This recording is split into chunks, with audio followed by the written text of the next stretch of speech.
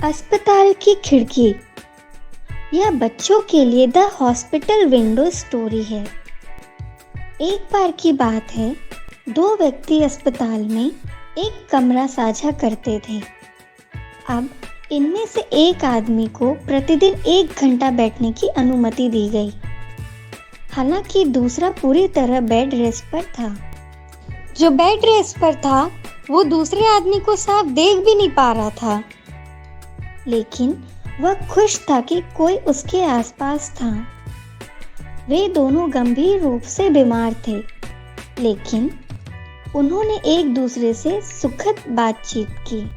वे अपने घर, नौकरी, परिवार, दोस्तों के बारे में बात करते थे और यहाँ तक कि जब वे अस्पताल से बाहर निकलते थे तो क्या करते थे।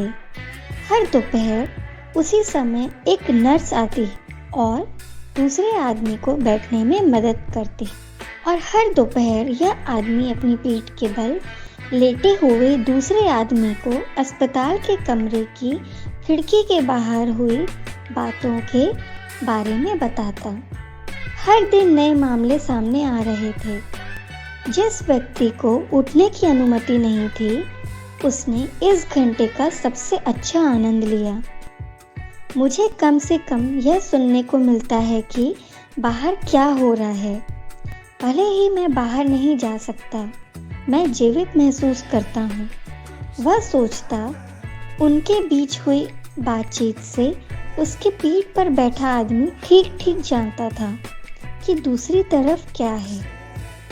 वहाँ एक छोटी सी झील है और यहाँ कई बत्तख और हंस हैं। कई बच्चे अपनी मॉडल नाव को चलाने के लिए आते हैं।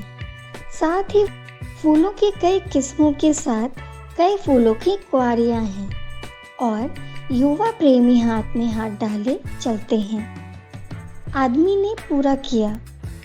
बेड रेस्ट सोचेंगे। वह यह भी सोचेगा कि वह संभवतः कैसे कर सकता है। दूसरे आदमी को धन्यवाद। वह 1 घंटा था। इस आदमी को जीना चाहता था। एक दोपहर दूसरे आदमी ने पास से गुजरने वाली परेड का वर्णन किया, लेकिन किसी कारण से बिस्तर में लेटे हुए आदमी को न तो चलने की आवाज़ सुनाई दे रही थी और न ही ढोल की थाप। लेकिन वह कल्पना कर सकता था और इसके लिए वह खुश था। दिन, महीने और हफ्ते इसी तरह गुजरते रहे।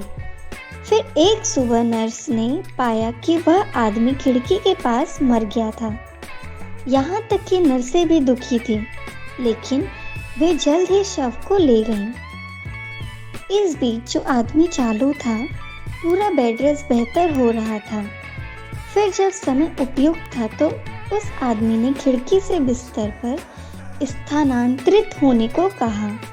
नर्स ने खुशी खुशी वैसे ही किया जैसा उससे कहा गया था। जैसे ही आदमी सहज हुआ, उसने देखने के लिए खुद को कोहनी के बल खड़ा कर लिया। वास्तविक दुनिया जिसके बारे में उन्हें बताया गया है, लेकिन उसने जो कुछ देखा वह बाहर एक ईंट की दीवार थी, खिड़की। फिर उसने नर्स से पूछा कि क्या दूसरे आदमी को उससे झूठ बोलने के लिए मजबूर कर सकता था।